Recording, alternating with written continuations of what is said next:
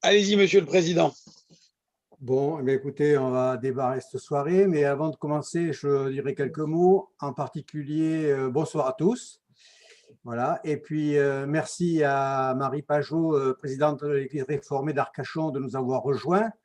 Merci aussi à l'abbé Jean-Laurent Martin, membre fondateur de la JCBA, d'être parmi nous aussi ce soir. Voilà. Pour introduire cet entretien, je dirais que les guides de nos assemblées religieuses se préoccupent beaucoup d'enseignement et d'exhortation morale, mais l'enseignement ne parle qu'à la raison et l'exhortation aboutit à s'occuper de soi-même sous prétexte de perfection. Au contraire, la prière doit être contemplation et louange et aussi attente humble et patiente pour que Dieu puisse devenir réel. Ce soir, nos animateurs vont donc aborder le thème de la prière dans nos communautés respectives. Quelles sont les sources d'inspiration pour contempler et louer Dieu? Quels sont les chemins de croisement entre judaïsme et christianisme? Le Père Guillaume et Monsieur le rabbin vont nous éclairer sur toutes ces questions et plus encore.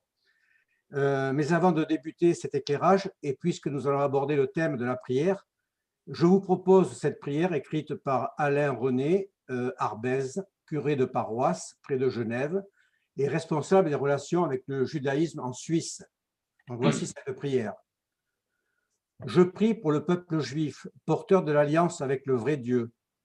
Je ne prie pas pour que les juifs se convertissent au christianisme. Je prie pour que les juifs approfondissent leur judaïsme. Je ne prie pas pour que les juifs se convertissent à Jésus. Je prie pour qu'ils se convertissent au Dieu d'Israël, Père du peuple juif d'hier et d'aujourd'hui, et Père de Jésus qui était juif. Je prie pour les chrétiens associés à l'alliance de Dieu avec Israël. Je ne prie pas pour qu'ils s'approprient le judaïsme, d'où est issue leur foi. Je prie pour qu'ils respectent et honorent le judaïsme que leur a donné Jésus, Marie, les apôtres et les premiers martyrs, tous juifs. Je prie pour que les chrétiens rejettent tout anti-judaïsme, tout antisémitisme et tout antisionisme ou tout autre prétexte à la haine des frères aînés. Je prie pour que les juifs et les chrétiens se reconnaissent avec amour, comme d'une même famille, qu'ils s'accueillent fraternellement comme semblables et différents, semblables par leur lien à l'alliance que Dieu a établie avec son peuple choisi en vue d'éclairer toutes les nations, différents par la voie de salut et d'accomplissement voulu par Dieu et qui sont celles de leur tradition, mais qui toutes s'alimentent à la même source de vérité pour faire advenir le même règne de Dieu. Je vous remercie d'avoir été attentif à cette prière et maintenant, place aux conférenciers. Père Guillaume.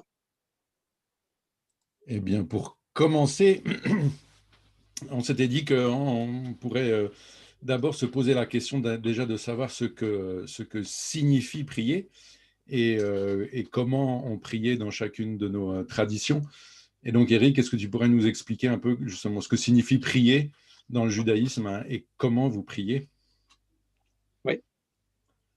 Alors, effectivement, c'est une bonne question parce que c'est bien de définir un petit peu cette action de prier. Alors, on pourrait la résumer en deux choses pour le judaïsme. D'abord, l'expression essentielle de la foi de l'homme qui part du principe qu'il n'est pas parfait. Donc, ça, c'est un des concepts dans le judaïsme, c'est que l'homme est imparfait et, de par sa pratique et de la prière, donc il doit se compléter. Et aussi, on part du principe qu'il a une mission bien précise et qu'il n'est pas là que pour la simple volonté du Créateur, c'est qu'il a aussi une raison d'être là. La deuxième chose, c'est aussi se tourner vers le Créateur pour combler donc ce manque. C'est-à-dire qu'il y a déjà le fait, ce signe d'humilité en fait que le juif doit avoir dans le sens où il n'est pas parfait, et la deuxième chose, c'est le fait qu'il y a un manque, et ce manque, il faut le combler. Et on va le combler par quoi? eh bien, par la prière. Donc, voilà déjà l'idée, le concept. Après, on peut expliquer deux raisons pour lesquelles le juif prie. La première, lorsque la routine est perturbée par un événement. La deuxième, alors, non, on va peut-être définir ça, c'est-à-dire que lorsqu'il est en détresse, lorsque le juif est en détresse, il fait un appel au secours. Il se tourne vers Dieu et il se met à prier. D'ailleurs, quand quelqu'un a une épreuve, quelle est la première réaction? C'est qu'est-ce que j'ai fait au bon Dieu? Bon, et ça peut être chez la personne la plus pratiquante comme la moins pratiquante. Et même souvent des gens qui se tournent vers Dieu, alors quand ils ont une épreuve, quand leur routine est cassée, quand il y a quelque chose qui perturbe leur quotidien, alors que tout le reste du temps, ils ne pensent pas forcément à Dieu. Donc il y a déjà cette idée. Et la deuxième raison, et là c'est la meilleure, c'est prier pour se compléter, même si tout va bien. Ça revient à l'idée de tout à l'heure, du fait qu'on est imparfait et on doit compléter quelque chose. Et là, c'est un processus de perfectionnement et de délivrance. C'est-à-dire que finalement, je pars du principe que quoi qu'il arrive, il y a toujours quelque chose à combler et que c'est finalement la prière qui va venir combler ce manque ou du moins ce vide, puisque on part du principe que l'homme a peur du vide. Hein, il a besoin de toujours avoir quelque chose autour pour se rassurer.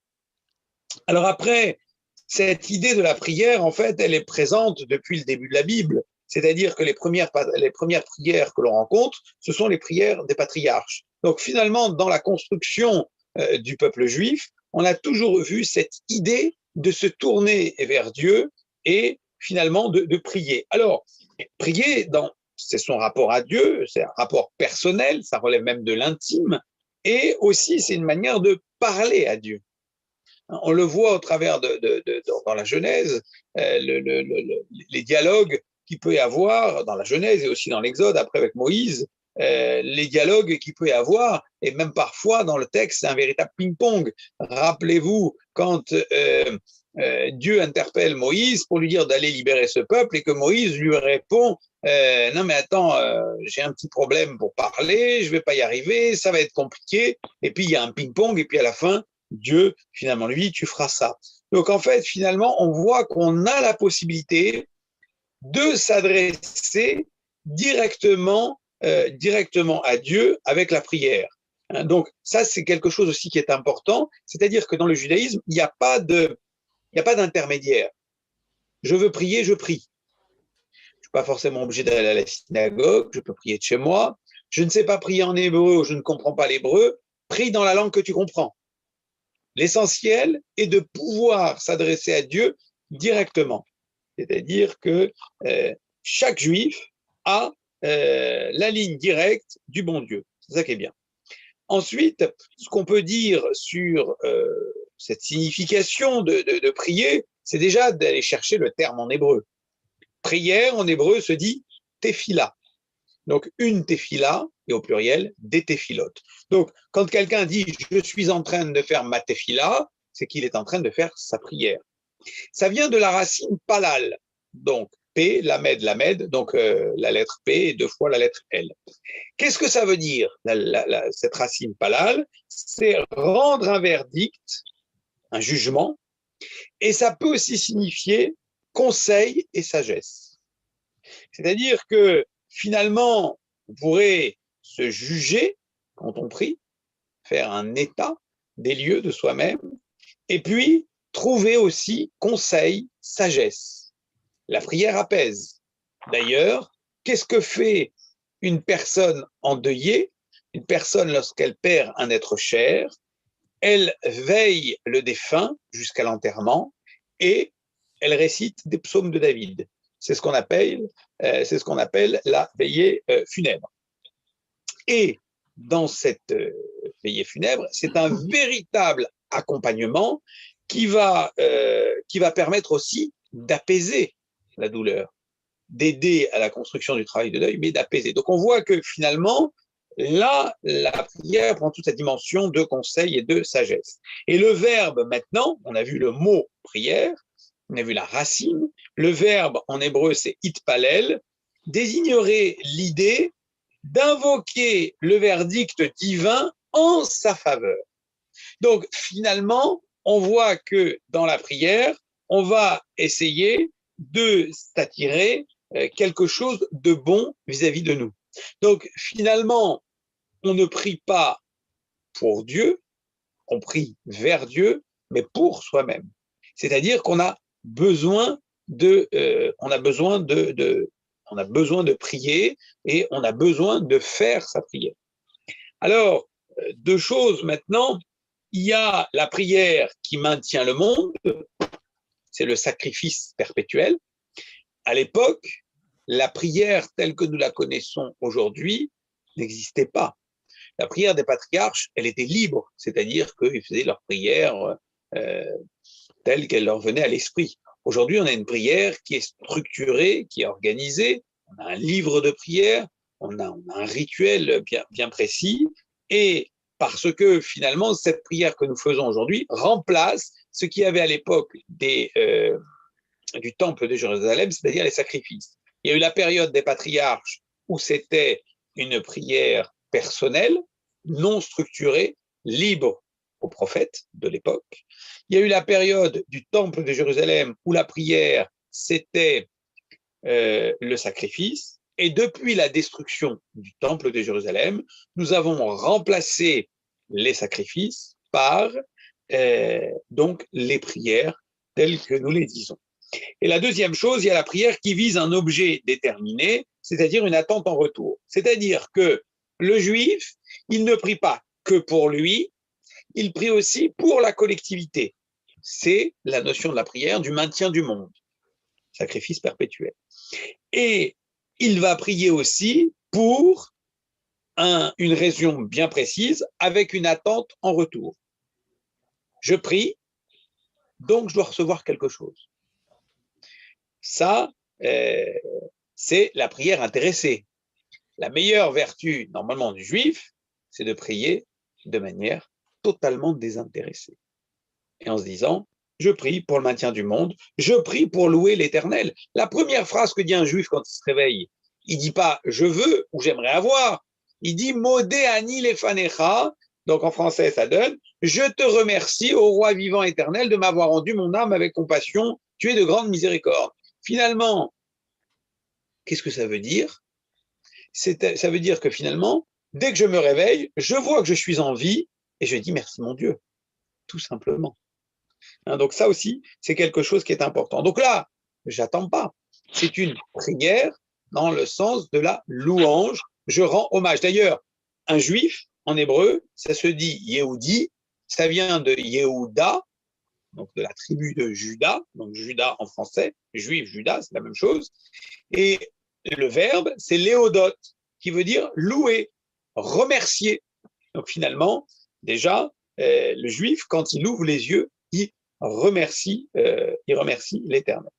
Alors, on a 3 prières quotidiennes qui nous rappellent les 3 patriarches. Les 3 patriarches, c'est Abraham, Isaac et Jacob. La prière du matin correspond à Abraham. La prière de l'après-midi correspond à Isaac et la prière du soir correspond à Jacob. Donc, 3 prières quotidiennes. Et comme il est dit, avant l'heure, c'est pas l'heure, et après l'heure, c'est plus l'heure. C'est qu'il y a des horaires bien précis à respecter pour ces 3 prières quotidiennes. Et puis, prier, ça peut se faire à la synagogue, comme ça peut se faire à la maison. Si on n'a pas de synagogue, on fait à la maison. S'il y a confinement et qu'on ne peut pas aller à la synagogue, ou s'il y a un couvre-feu et qu'on ne peut pas aller à la synagogue, on fait à la maison. Il faut savoir que la synagogue n'est pas un endroit consacré. Donc, c'est-à-dire qu'on se réunit à la synagogue pour prier avec la collectivité, pour prier avec la communauté, mais finalement, la prière peut être dite à n'importe quel endroit. Je prie dans mon jardin, je prie dans mon jardin. Ce qui va poser problème, peut-être, ce sont les objets de culte, mais pour certains objets de culte, mais ça, on en parlera après. La manière après de prier, c'est debout ou assis, selon les passages que l'on récite, donc quelque chose de banal, avec ou sans rabbin. D'ailleurs, on n'a pas forcément besoin d'un rabbin pour prier. Si quelqu'un a la compétence de faire l'office, il fait l'office. Il n'y a pas besoin. Le rabbin est là pour guider. Le rabbin est celui qui est censé conduire sa communauté. Mais si un des fidèles a la compétence, il peut le faire. Il n'y a pas de consécration particulière. Le rabbin n'est pas investi d'un pouvoir supérieur par rapport à ses fidèles. Après, c'est qu'une question de compétence. Est-ce qu'il sait le rituel? Est-ce qu'il sait l'ordre? Est-ce qu'il sait lire dans le rouleau de la Torah? Voilà. Après, ce sont ces questions-là. Donc, finalement, on voit que la prière est quelque chose de très personnel.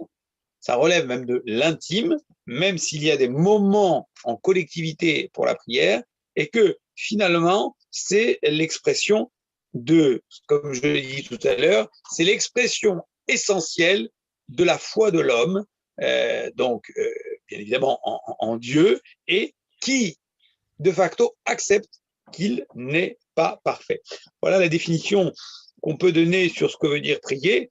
Alors maintenant, le Père Guillaume va nous donner sa vision et la voie chrétienne, et plus précisément catholique, de la prière.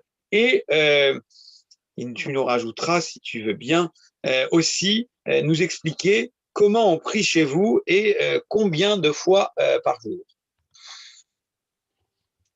Merci Eric. Voilà.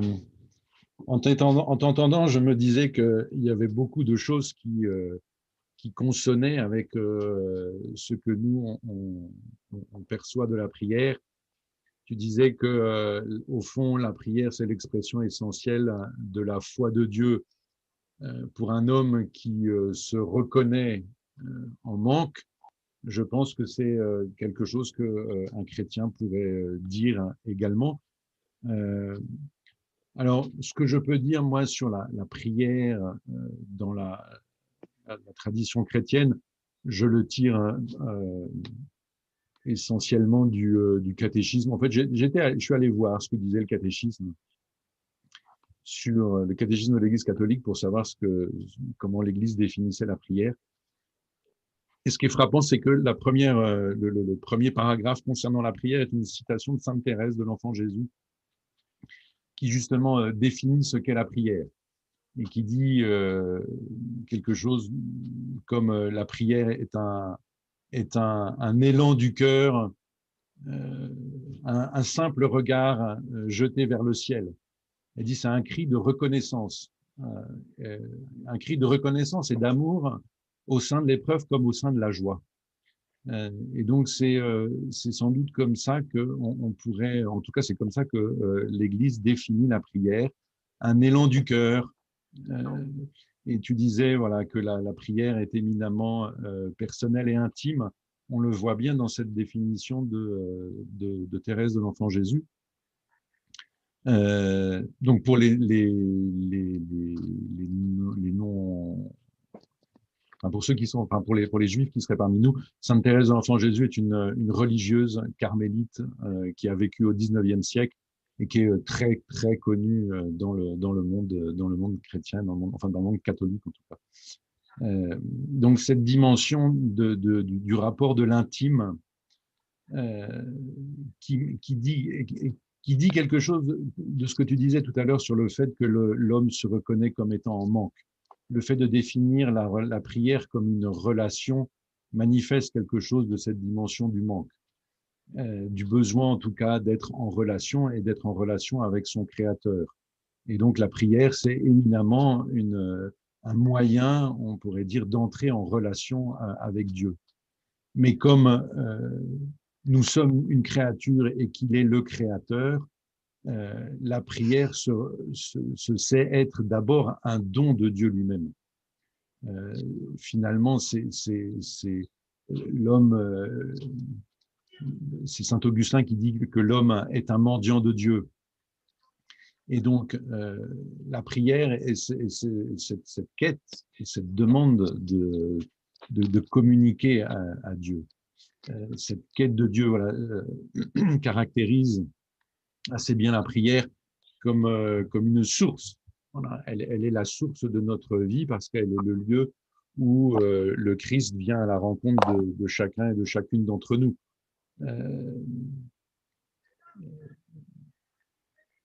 Et donc le catéchisme dit également que la prière est finalement d'abord, au fond, une réponse.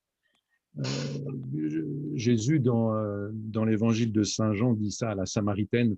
Dans les paroisses où on va célébrer les scrutins, on va entendre cet évangile bientôt.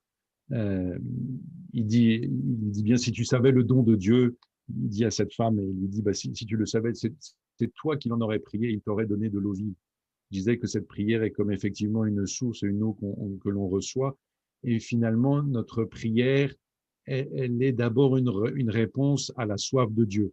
C'est Sainte Thérèse de Calcutta qui disait ça, qui comprenait ce cri de Jésus sur la croix, j'ai soif, au moment où le Christ va mourir, sur une de ses dernières paroles, c'est de dire j'ai soif. Et Mère Teresa dira qu'elle a été très très marquée par ce cri, il est à l'origine de sa vocation, et elle dit qu'elle l'a compris comme j'ai soif de pouvoir aimer, j'ai soif de pouvoir vous aimer.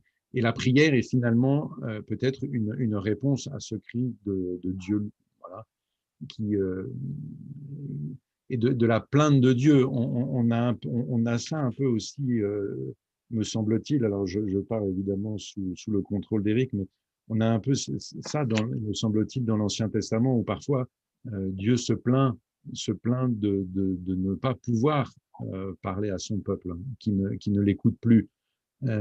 C'est dans, je ne sais jamais si c'est dans Jérémie ou Ézéchiel, mais oui, il parle des citernes lézardées et il dit voilà, je suis la source d'eau vive. Et on m'a abandonné pour des citernes lézardées. Et donc voilà, on retrouve ça évidemment dans le Nouveau Testament avec Jésus qui dit à cette Samaritaine, voilà, si tu savais le don de Dieu. Voilà, le fait de répondre aussi à l'attente de Dieu, d'entrer en relation avec Dieu. C'est sans doute pour ça que le catéchisme va dire que la prière, elle est une alliance. Elle est une alliance, elle est la mise en œuvre, l'expression enfin un des moyens d'expression de l'alliance avec Dieu. À partir du moment où nous considérons que la prière est une prière qui part du cœur, le cœur étant pas le siège des émotions comme on peut l'entendre dans le monde profane, mais véritablement l'âme. En fait, et qu'est-ce que l'âme?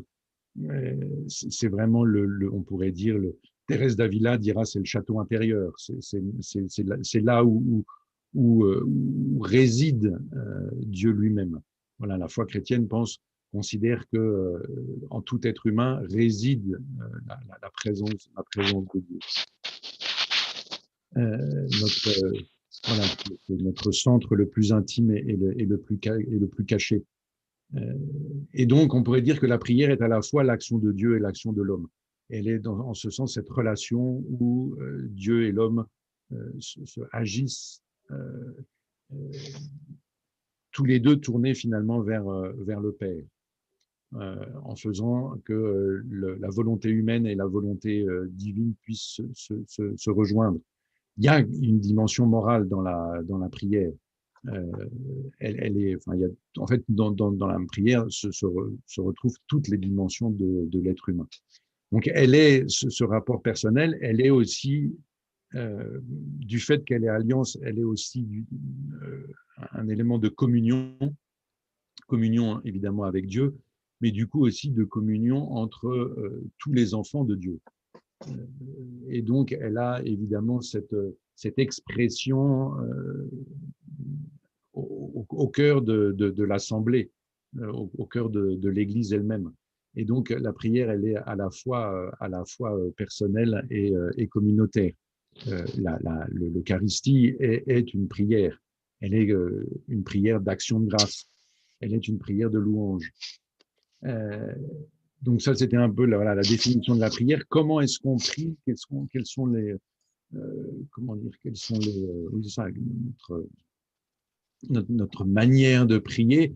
Alors, elle est double, donc cette dimension communautaire. Voilà, toute célébration de sacrement est une prière. L'Eucharistie est éminemment, porte en elle-même éminemment cette dimension priante, cette dimension d'action de grâce. Il y a bien sûr les prières que sont tenus de dire les clercs et les prêtres et puis les religieux et les religieuses. Il y a 7 offices en tout dans la journée, basés essentiellement sur la lecture des psaumes et puis aussi de la parole de Dieu. Mais après, dans cette dimension personnelle, comment est-ce qu'on prie? On prie, me semble-t-il, comme tu le disais d'ailleurs, hein, avec le peuple de Dieu et avec nos pères. Moi, je suis toujours très frappé de lire dans l'Ancien Testament toutes ces prières des patriarches, tous ces gestes de prière. J'ai une petite tendresse particulière pour Noé. Noé, la première chose qu'il fait quand il sort de l'arche, une fois que le déluge est terminé, voilà, il construit un autel à Dieu et il lui fait une offrande. Voilà, c'est la prière, elle peut se manifester, j'ai envie de dire, de manière très concrète, et elle manifeste le fait de cette offrande de soi-même. Voilà, mais après, voilà, on a Abraham qui passe son temps un peu, il me semble, hein, voilà, c'est un négociateur, Abraham. On peut négocier, oui, on discute avec Dieu, on négocie avec lui. Elle a quelque chose de très, la prière, me semble-t-il, a quelque chose de très incarné et de très concret et de très, comment dire, oui, de très direct. Je trouve très beau cette capacité, enfin, cet exemple que la Bible nous donne à travers la figure des patriarches, qui parlent très directement à Dieu pour des choses très concrètes. Tu le disais, Moïse qui dit t'es bien gentil, mais enfin, moi je sais pas parler, donc bon, comment on fait? Abraham qui dit écoute, moi je veux bien faire tout ce que tu me dis, mais enfin bon, j'ai un problème, j'ai pas de descendance, est-ce qu'on pourrait pas négocier? Bon, je caricature hein, évidemment un peu, mais il y a quand même cette dimension-là qui est très belle. On a l'exemple de David, évidemment, ce roi selon le cœur de Dieu. Voilà, et on voit ce lien intime dans les psaumes. Voilà, on a un grand priant, me semble-t-il, c'est Élie, le prophète Élie, qui lui vise à la conversion. Il y a cette dimension de conversion dans la prière. Alors là, en l'occurrence, Élie prie aussi pour convertir les païens. Il y a ce passage dans le livre des rois que je trouve là aussi très beau, très direct entre Élie et Dieu, où vous savez, à un moment donné, Élie est en conflit avec les adorateurs de Baal, les prophètes de Baal, et il va y avoir toute une épreuve pour savoir qui est le vrai Dieu entre ceux qui prient Baal et Élie. Et il va avoir cette prière qui est très belle, où il dit réponds-moi, Seigneur, réponds-moi, pour que tout ce peuple sache que tu es, que c'est toi le vrai Dieu. Il y a sans doute aussi cette prière pour nous.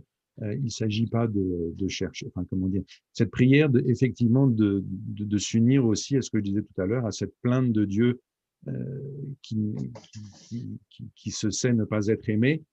On peut s'unir à cette plainte de Dieu pour lui et le supplier aussi, voilà, que il puisse, comment dire, oui, convertir les cœurs et les nôtres en premier.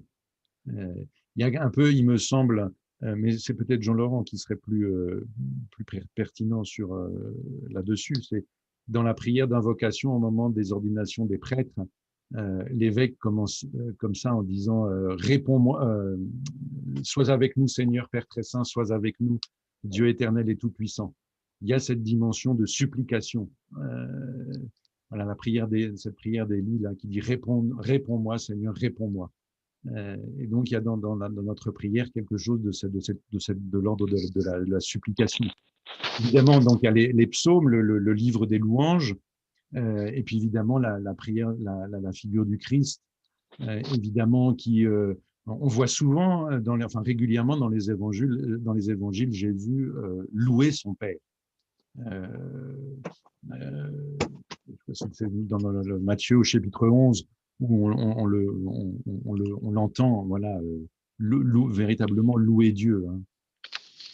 Il y a cette grande prière du jeudi saint dans l'évangile de Jean, à partir de Jean 17, ou cette longue prière qu'on appelle la prière sacerdotale de Jésus, qui est, voilà, on peut pas tout développer, pardon, mais elle est très belle et je vous invite à la relire. Et puis, voilà, cette dimension de louange qu'on voit aussi au moment de la résurrection de Lazare, où Jésus loue par avance l'œuvre de Dieu. Tu disais tout à l'heure, voilà, que la prière manifeste notre foi. Il y a évidemment dans cette prière de Jésus qui loue par avance, il est très beau de pouvoir rentrer aussi dans cette prière de profonde confiance en Dieu et de se dire, Seigneur, voilà, tu nous as pas abandonnés, nous savons que tu es avec nous, nous nous laissons conduire par toi, mais merci par avance du fait que tu vas nous sauver.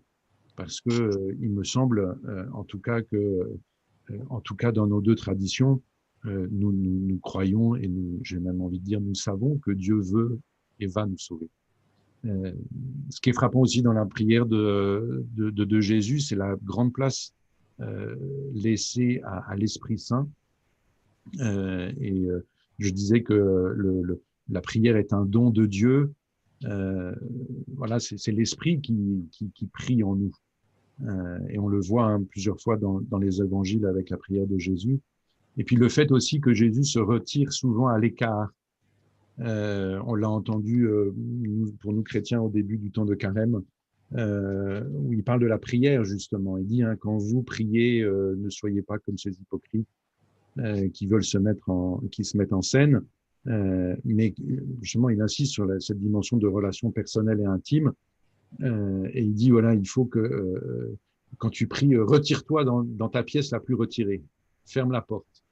Et donc, le fait de prier est très personnel. Et pour découvrir la prière, on a sans doute aussi besoin de trouver ce temps et aussi ce lieu. Ça signifie qu'on a besoin d'un lieu aussi chez nous. Tu disais tout à l'heure, voilà, on peut prier partout. Nous aussi, on peut prier partout. Mais voilà, Jésus nous encourage à véritablement prier de nous retirer dans la pièce la plus retirée. Les grands mystiques comprendront que cette pièce la plus retirée, pour eux, est jusqu'à être notre cœur, justement, le plus intime. Et ce qui est intéressant dans cette prière, c'est qu'il dit, bah voilà, il faut pas rabâcher non plus, il ne s'agit pas de réciter des prières comme une machine. Et il dit, et vous donc, priez ainsi, et il donne la prière du Notre Père. Et donc, j'aime beaucoup aussi ce passage parce que ça me rappelle que quand je le dis moi-même, il ne faut pas que je le dise de manière répétitive, machinale, mais qu'elle vient du plus profond de nous-mêmes.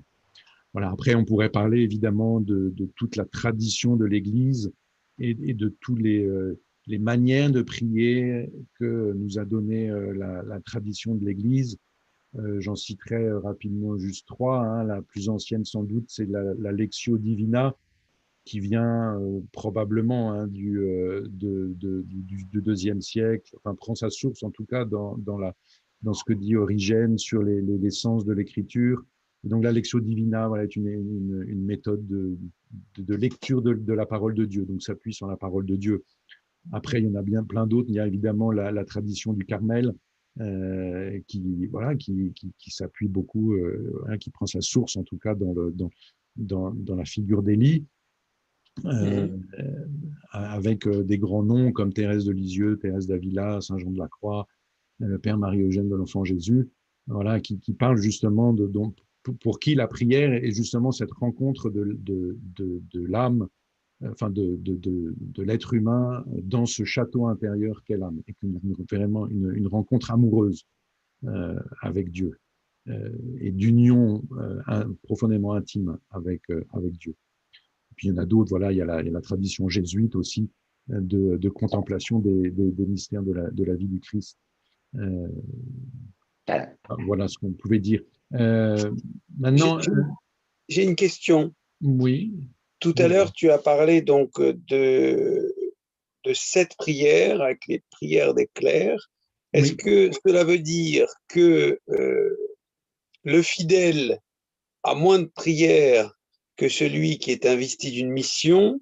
Est-ce qu'il y a une différence? Est-ce que c'est bien ça que je comprends? Tout chrétien est invité à prier. On disait, hein, voilà, le fait que voilà, cet appel de Dieu à le rencontrer dans la prière, il est absolument nécessaire, vital pour toute créature et pour tout être humain et pour tout chrétien. Après, la forme que va prendre cette prière est différente. Les offices que disent les clercs est un engagement que les clercs prennent au moment de leur ordination ou de leur vœu.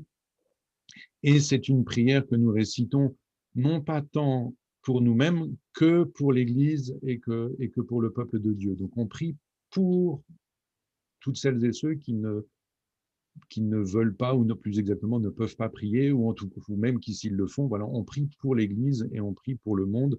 Donc c'est une prière pour les autres. Mais ces offices, tout le monde peut les dire. Moi, je connais des laïcs qui disent certains des offices, mais ils n'y sont pas tenus. Nous, on a une obligation, on pourrait dire, parce qu'on s'y est engagé à dire ces offices. Mais formellement, non, ils ne sont pas tenus. La seule prière à laquelle sont tenus les fidèles, c'est la messe dominicale, dans le sens où la messe est une prière. C'est là où oui. C'est là où il y a une différence, c'est-à-dire que nous, dans les 3 prières quotidiennes juives, c'est la même pour le juif, le petit rabbin ou le grand rabbin. Hein. C'est exactement la même. C'est-à-dire qu'il y a 3 prières quotidiennes, point. Donc c'est intéressant cette petite différence. Elle est mineure, mais elle est intéressante. On se disait en préparant ça qu'il y avait aussi peut-être la question sur les objets de prière. Est-ce que tu pourrais nous dire quelque chose sur justement les objets qui sont liés à la prière? Eh bien, bien sûr, pour pouvoir être connecté avec Dieu, on a des outils. Alors le premier outil, c'est le livre de prière, ce qu'on va appeler en hébreu un sidour. Donc, quand on rentre dans une synagogue, la première des choses qu'on demande, avez-vous un sidour, avez-vous un livre de prière? Et le sidour, c'est la même racine que seder, qui veut dire ordre. Et vous avez vu tout à l'heure, je vous ai dit que les patriarches avaient une prière qui n'était pas structurée. Et là, ordre, on pourrait aussi le comprendre comme cérémonial. Donc aujourd'hui, la prière est structurée parce qu'on part du principe que le croyant n'est plus capable de prier tout seul avec son cœur et qu'il a besoin d'avoir une prière qui est organisée, qui est norme. Donc la première des choses, c'est le livre de prière. La deuxième chose, c'est le châle de prière que l'on appelle en hébreu le talit.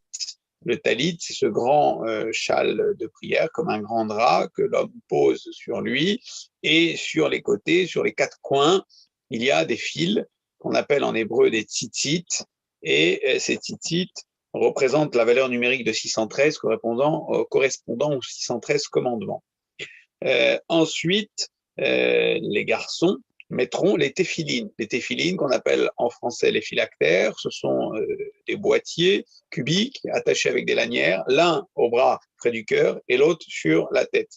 Bon, comme je dis toujours, ce sont les émetteurs, la synagogue, c'est la box Wi-Fi, et en haut, il y a le bon Dieu. Donc, on a de quoi être connecté. Donc, le matin, le juif, l'homme, fera sa prière avec son talit et ses téphilines, tandis que Shabbat, il ne mettra, donc Shabbat, le jour du samedi, le jour qui est consacré à l'Éternel, il ne mettra pas les téphilines et il ne mettra que le talit. Alors pourquoi cette différence? Parce qu'on considère les téphilines comme une couronne et qu'un roi ne peut pas mettre deux couronnes sur sa tête. Et comme Shabbat aussi est une couronne dans ce temps de consécration, donc le jour du Shabbat et les jours de fête, on ne met pas les téphilines. En réalité, on appelle ça un signe pour les générations. En fait, c'est l'identité du juif, les téphilines, ou le fait de respecter Shabbat. Bon, j'ai employé à plusieurs reprises le terme d'homme en disant que c'était l'homme qui mettait le talit et les téphilines, puisqu'en fait, c'est l'homme qui est astreint aux 3 prières quotidiennes. La femme n'est astreinte qu'à une seule des 3 prières et elle n'a pas l'obligation de ces objets de culte. Donc ça, c'est personnel. Tout juif, tout garçon, bar mitzvah, c'est-à-dire qui a fait qui a célébré sa majorité religieuse, ce que vous appelleriez la communion, doit avoir, d'ailleurs, le jour de sa bar mitzvah, il met pour la première fois le talit et les téphilines.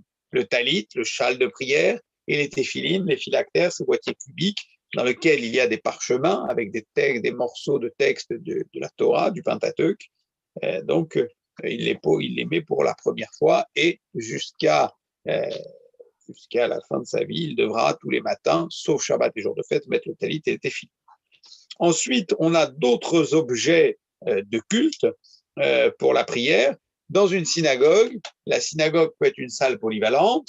Vous avez le pupitre au milieu, que l'on appelle la teva, qui rappelle l'autel des sacrifices qu'il y avait dans le temple de Jérusalem.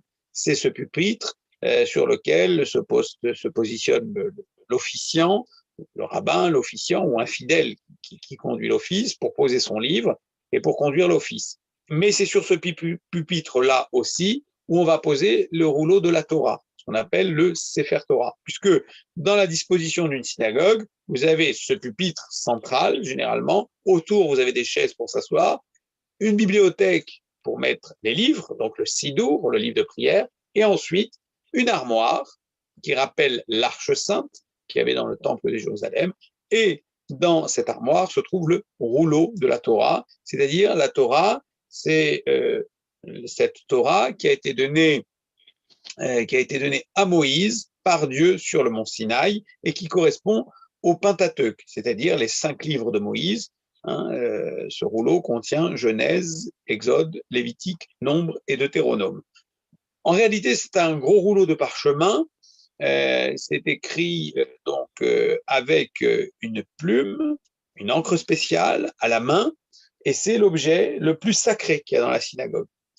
C'est le rouleau de la Torah, et on dit que c'est le même texte que Moïse avait reçu de Dieu, sous la dictée de Dieu, au mont Sinaï. Et d'ailleurs, si je vais dans n'importe quelle synagogue du monde, j'ai le même texte. Si une lettre change, le texte n'est plus valable. Et on dira que le Sefer Torah est pas soul, c'est-à-dire qu'il n'est plus valable, qu'il est invalidé et qu'on ne peut plus l'utiliser. Pour écrire un Sefer Torah, c'est un scribe, en hébreu on appelle ça un sofer, c'est-à-dire quelqu'un qui sait écrire avec une plume, parce que ça relève de la calligraphie, ce caractère hébraïque, et pour écrire un rouleau de la Torah, il faut à peu près 1 an. Bon, il y a de quoi être au bout du rouleau pour arriver à écrire un en entier. Moi, le dessin, c'est pas mon truc, je ne sais absolument pas faire ça. Je sais lire dedans, je comprends, je sais expliquer ce qu'il y a dedans, mais écrire, je ne sais pas, il faut des qualités, sans compter toutes les règles à connaître pour la pagination, etc., parce que ce n'est pas, tout est normé, hein, c'est pas libre, il n'y a pas la liberté de l'artiste hein, là-dedans. Donc, une synagogue sans Sefer Torah, c'est pas possible. Alors, tout à l'heure, je vous disais qu'on pouvait faire la prière ailleurs. Bah, du moment que j'ai mon talit, mes téphilines, et que si c'est un jour de Sefer Torah, bah, j'ai mon Sefer Torah, bah, il n'y a pas de problème. Hein. On peut faire. Alors, la seule chose, c'est qu'on ne peut sortir le Sefer Torah que s'il y a 10 hommes qui ont célébré leur majorité religieuse. Donc, s'il n'y a pas 10, alors vous voyez, tout à l'heure, je vous ai dit, on peut prier n'importe où. Oui, on peut prier n'importe où. Mais il y a certains textes qu'on ne peut pas dire. Et dans les textes qu'on ne peut pas dire, il y a le Kaddish, donc ce texte de sanctification et de glorification du nom divin, et il y a le fait qu'on ne peut pas sortir la Torah puisqu'il faut un quorum de 10 heures. Donc, généralement, le Sefer Torah, comme c'est quelque chose de sacré, on ne le possède pas chez soi, il se trouve à la synagogue, et c'est à la synagogue où généralement on réunit, on a les 10 personnes. Il peut arriver, par exemple moi cet été, il y avait des jeunes qui étaient dans une auberge de Moulot, qui ont demandé la prière, ils étaient 50, bon c'était plus facile de déplacer un Sefer Torah, un rouleau de la Torah, que de déplacer les 50 jeunes. J'ai pris un Sefer Torah avec moi, je suis allé là-bas, il y avait le quorum de 10 hommes, et donc on a pu lire dans la Torah. Donc vous voyez que le Sefer Torah, il doit être gardé dans un endroit convenable, parce qu'il y a un caractère sacré, mais dans certains cas, il peut être transporté. Donc une synagogue est obligée d'en avoir au minimum un, et parfois elle en a plusieurs, parce que vous avez des familles qui se regroupent pour offrir un rouleau de la Torah à la mémoire de quelqu'un, ou parce que ils ont envie d'offrir ça. Donc, parfois, quand on va visiter une synagogue et qu'on ouvre l'Arche Sainte, on voit plusieurs rouleaux de la Torah et on se demande si c'est plusieurs versions. Non, c'est le même texte partout et c'est le rouleau qu'on utilise. Alors, en ce moment, selon les passages à lire, par exemple, on sort 2-3 rouleaux. Pourquoi? Parce qu'on va lire un passage de l'Exode et puis après, on va lire un passage du Deutéronome. Bon, passage de l'Exode, on est au début du rouleau, pas tout à fait au milieu, mais il est déjà bien entamé. Si on est à la fin du Deutéronome, on est de l'autre côté. Donc, la partie droite va être épaisse et la partie gauche va être plus petite. Vous imaginez s'il faut tout rouler comme ça à la main. Hein. Donc, je vous rappelle que c'est du parchemin, c'est de la peau de bête, c'est cousu à la main, donc il y a une certaine fragilité, sans compter le caractère sacré. Donc, pour éviter de devoir tout rouler à la main, on les prépare avant, parce que sinon ça ralentit la prière, et puis on sort le premier rouleau dans lequel on va lire par exemple le passage de l'Exode, et ensuite on sortira le deuxième rouleau dans lequel on va lire le passage du Deutéronome. Donc une synagogue est obligée d'avoir un rouleau de la Torah valide. Le deuxième, un autre objet de culte qu'on peut avoir aussi, ça généralement c'est les rabbins qui ont leur propre rouleau d'Esther, la Megillat Esther. Hein, donc le rouleau d'Esther que l'on lit à Purim, qu'on a lu donc il y a pas très longtemps, il y a 10 jours, on a lu dans le rouleau d'Esther, et donc là chaque rabbin possède le sien. Je peux même vous montrer à quoi ressemble une Megillat Esther. Je la viens d'ici. Je vais vous montrer tout de suite. Vous arrivez à voir à la caméra. Donc, elle est dans un étui comme ça. C'est l'avantage du zoom, c'est qu'on en est. Je suis dans mon bureau et donc j'ai les choses à portée de main. Et voilà, donc le rouleau d'Esther, lui, il n'est pas très grand. Hein, c'est-à-dire qu'un rouleau, un rouleau de la Torah, c'est 2 fois en hauteur et bien évidemment aussi en épaisseur. Alors, pour vous montrer que c'est cousu à la main, donc je ne sais pas si vous voyez bien, mais voilà, ce sont des morceaux de parchemin qui sont cousus à la main, qui sont assemblés. Voilà, et ensuite, vous verrez que c'est vraiment, voilà, écrit.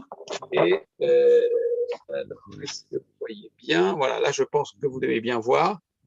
Donc, c'est tout en hébreu, et vous voyez qu'il faut une certaine compétence. Et voilà, donc ça c'est le rouleau d'Esther. Hein, c'est le récit de la reine Esther qui a sauvé le peuple juif. Et puis, on a du décret du méchant Haman avec le roi. Avec le roi Assuérus et avec Mardoché. Voilà, je rangerai après. Voilà. Et ensuite, un autre objet de culte que tout rabbin doit avoir, c'est la corne de bélier, c'est le chauffard, cette corne de bélier que l'on sonne le jour de Rosh Hashanah, donc le jour du Nouvel An juif, hein, Rosh Hashanah qui tombe à peu près au mois de septembre-octobre, qui célèbre la nouvelle année juive, et le commandement principal, la mitzvah, donc le devoir religieux de cette fête consiste à sonner cette corne de bélier, et cette corne de bélier qui rappelle la ligature d'Isaac, donc le non-sacrifice d'Isaac. Rappelez-vous, quand Dieu a trouvé bon de dire à Abraham d'aller là-bas sur la montagne sacrifier son seul et unique fils, et au moment où Abraham prend le couteau pour égorger Isaac, le bon Dieu qui lui dit non, non, non, je plaisantais, je voulais juste voir si tu m'aimais bien,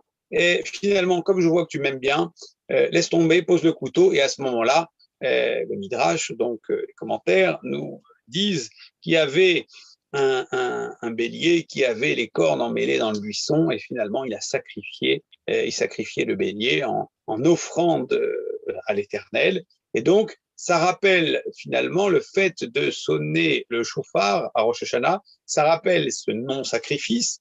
Hein, c'est bien important de dire le non-sacrifice d'Isaac. On ne dit jamais le sacrifice d'Isaac, c'est le non-sacrifice d'Isaac, la ligature, si vous préférez. Et bien, ça rappelle comment Abraham a été capable de se donner pleinement à Dieu, c'est-à-dire son amour pour Dieu. Donc, finalement, ça nous rappelle à l'ordre, et puis ça nous évoque aussi cette notion de teshuva, c'est-à-dire de repentir, de revenir vers Dieu, c'est-à-dire de se ressaisir et de se dire j'ai des efforts à faire. D'ailleurs, le chauffard, on l'appelle aussi comme un cri pour nous rappeler à l'ordre, comme puis aussi un cri de pleurs. Donc, il y a tout. D'ailleurs, certains ont l'habitude, quand ils entendent le rabbin sonner le chauffard, cette corne de bélier, se couvrir avec le talit, comme s'ils voulaient se protéger, parce que finalement, ça fait peur, ils tremblent, il y a une émotion, il y a quelque chose de particulier. Voilà, en gros, les objets de culte. Alors, effectivement, on pourrait parler aussi du verre de vin ou de jus de raisin, quand on célèbre un mariage, quand avec le récit des 7 bénédictions, quand on fait une circoncision, quand parfois on fait aussi à la synagogue le kiddush, cette prière de sanctification du Shabbat, par exemple, eh bien, ça se fait sur un verre de vin, ou pour ceux qui n'aiment pas de vin, de jus de raisin, du moment que c'est un fruit de la vigne. Et il y a aussi la prière du samedi soir, quand on se sépare du temps sacré au temps profane, pour le temps profane, c'est-à-dire que le temps sacré, c'est le temps Kodesh, c'est le temps de Shabbat qu'on a consacré à Dieu, pour retourner à la vie courante, donc à la vie profane, ce qu'on appelle en hébreu le Chol, pour séparer le Kodesh du Chol. On fait ce qu'on appelle la Havdalah, qui veut dire séparation, ça vient du verbe les Havdil, se séparer. Et bien là, on utilise aussi une bougie et des aromates. Alors pourquoi le verre de vin, c'est l'acte de sanctifier, de bénir, si vous voulez. La bougie, c'est parce que pendant le Shabbat, le feu est interdit. Et donc là, on peut réutiliser le feu. On pourrait dire, on fait une bénédiction sur le feu, on célèbre le feu. Et les aromates, c'est parce que durant le Shabbat, on dit qu'on a un supplément d'âme, ce qu'on appelle en hébreu la neshama yetera. On a un supplément d'âme. Et comme Shabbat s'en va, au moment où Shabbat s'en va, ce supplément d'âme s'en va. Et finalement, quand quelqu'un risque de s'évanouir, qu'est-ce qu'on fait?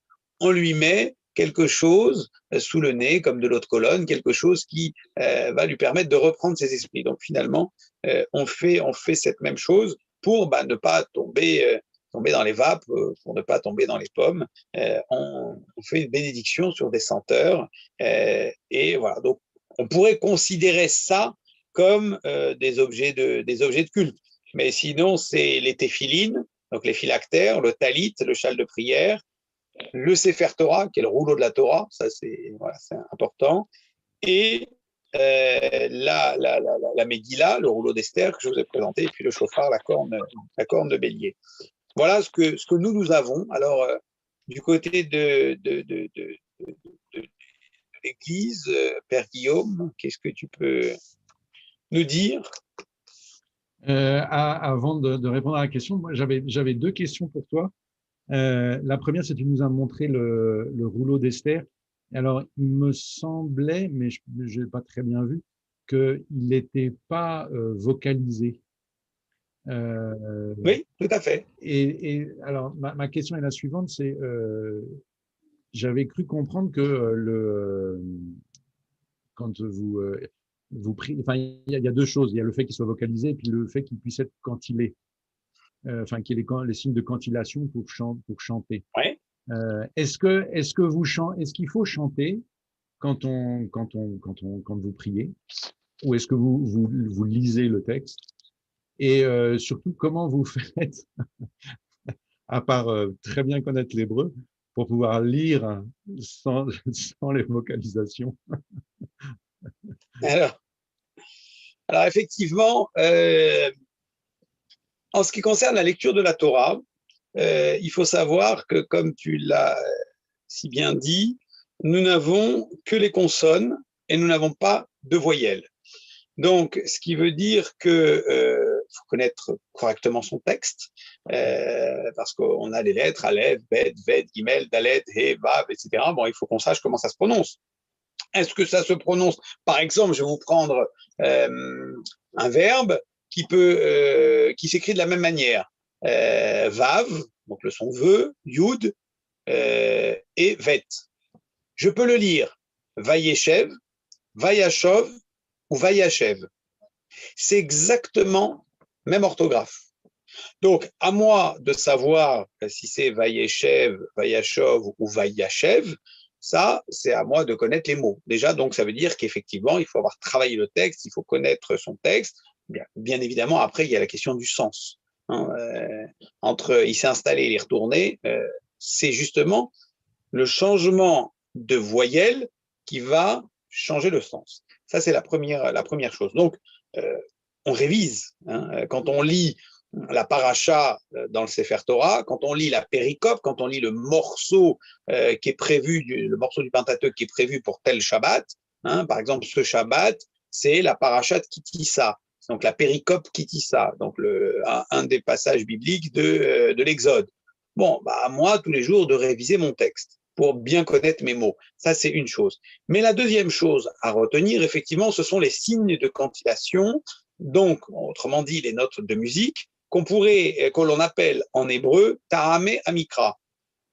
Finalement, qu'est-ce que ça veut dire Taramé Amikra? Moi, je vous le traduis par signe de cantillation pour que vous compreniez, mais en fait, ça veut dire qui donne, en réalité, ça veut dire autre chose, qui donne le goût à la lecture. Taramé, Taram, le goût, Mikra, à la lecture. Donc, finalement, ce sont les signes de cantillation qui donnent le goût à la lecture. C'est-à-dire que ce sont les notes de musique qui vont permettre de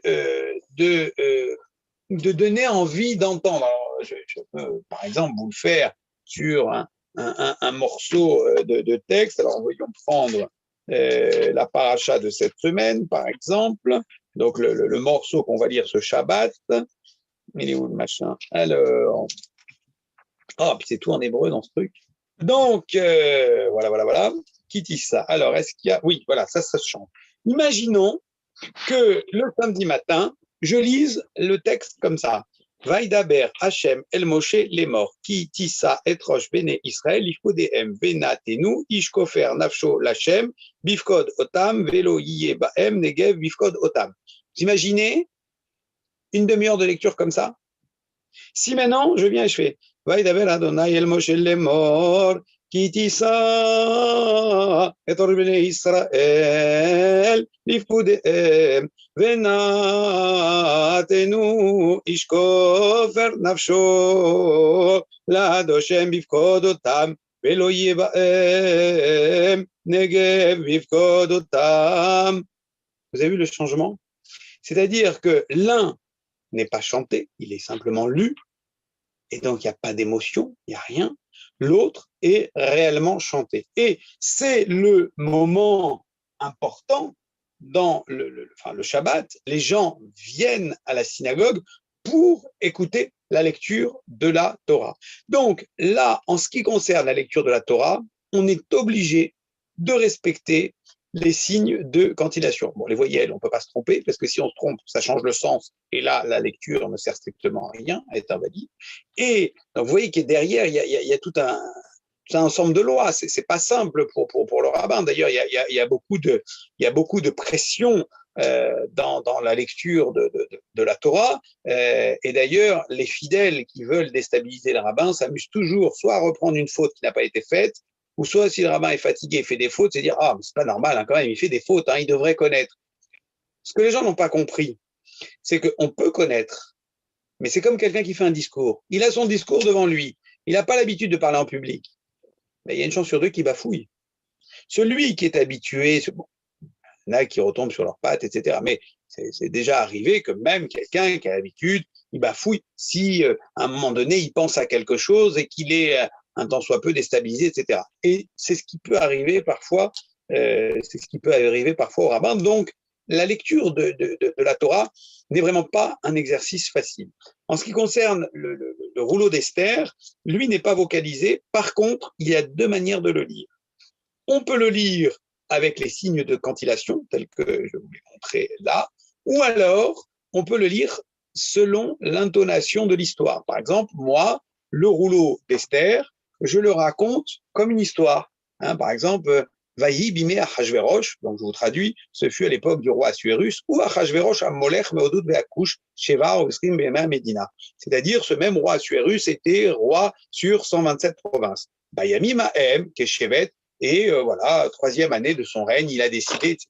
Donc là, pour le rouleau d'Esther, on peut avoir la possibilité de le lire selon le sens. Bon, moi, j'aime bien le faire avec toute une mise en scène, etc. Voilà. Mais c'est le rouleau d'Esther, c'est toléré. Parce qu'en plus, il y a une chose particulière dans le rouleau d'Esther. C'est qu'il n'y a pas le nom de Dieu. C'est le texte, d'ailleurs, qui avait posé souci pour être retenu dans le canon biblique, c'est qu'il n'y a pas le nom de Dieu. Alors, il faut le chercher. On le voit sur 4 mots. On voit le tétragramme, Yudke Vavke, on le voit apparaître sur 4 mots qui se suivent. Finalement, quand la reine Esther, elle invite le roi Assuérus à venir manger au festin, qu'elle donnera avec le roi Aman. Et là, sur ces 4 mots, Yavo Amelech Ve'aman, on voit Yudke Vavke, c'est-à-dire Yavo Amelech Ve'aman, c'est-à-dire ils vont venir, elle invite à venir le roi et Aman, et donc son premier ministre, qui voulait tuer l'ensemble du peuple juif. Et là, quand on regarde les 4 mots alignés, on voit le tétragramme Yudke Vavke. Donc, c'est le moment où on voit finalement apparaître le nom de Dieu. Mais comme tout le miracle de la reine Esther et tout le miracle, oui, du livre d'Esther, c'est un miracle caché. D'ailleurs, Esther en hébreu, ça veut dire caché. Finalement, on n'a pas le nom de Dieu. Alors là, on a le droit, il y a cette possibilité de le lire selon l'histoire, alors que le rouleau de la Torah, c'est vraiment normé. Et dans certaines communautés, il est très mal vu quand le rabbin fait des fautes ou quand le rabbin ne respecte pas l'air, etc. J'espère avoir répondu à ta question, cher ami. Oui, tout à fait. Ce que je trouve, moi, ce qui me frappe dans ce que tu dis, c'est 2 choses. C'est le fait de chanter pour prier. Il y a cette dimension. Alors nous, on le vit un peu différemment à travers, effectivement, on pourrait chanter, ça arrive. Il vaut mieux que le prêtre sache bien chanter. Mais on peut chanter, par exemple, l'évangile à la messe. Mais sinon, nous, on le vit sur effectivement le fait de chanter les psaumes ou d'avoir des chants au cours des célébrations, etc. Mais il me semble que dans la prière, le fait de chanter est aussi une partie un peu constitutive. Il y a quelque chose de très, très incarné dans le fait de prier. Et puis l'autre chose qui m'a frappé dans ce que tu disais, c'est sur le fait que voilà, le texte n'est pas vocalisé et qu'il y a quelque chose de l'ordre de la nécessaire transmission. C'est-à-dire que si on vous a pas dit que tel mot devait se prononcer de cette manière-là, ben on peut pas l'inventer. C'est-à-dire que si quelqu'un, même si on connaît les lettres, on se retrouve devant le texte, on ne pourra pas le lire. Donc il faut le savoir. Donc il faut que ce soit transmis. Et il y a quelque chose effectivement dans le fait de prier, que ça s'inscrit dans une tradition, que notre propre prière, même quand elle est personnelle, s'inscrit dans une tradition et qu'on reçoit aussi le fait de prier par nos traditions respectives. Et ça, c'est deux points que je trouvais voilà, qui me frappaient. Après, pour répondre à ta question, est-ce qu'on a des objets? C'est moins évident chez nous.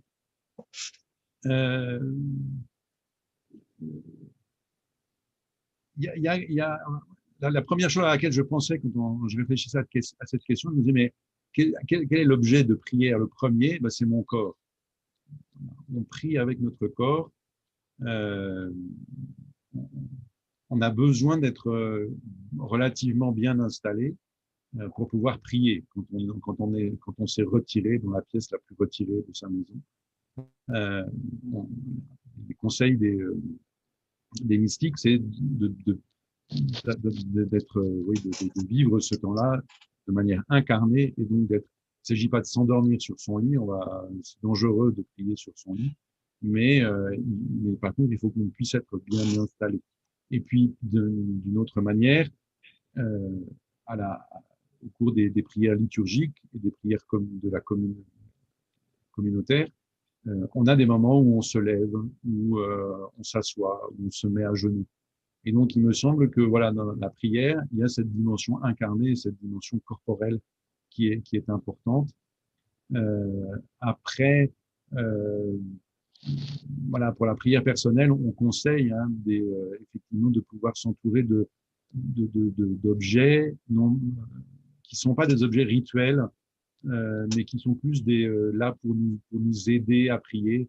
Il est souvent conseillé de pouvoir prier devant une représentation d'un saint, voilà, ce qu'on appelle des icônes, etc.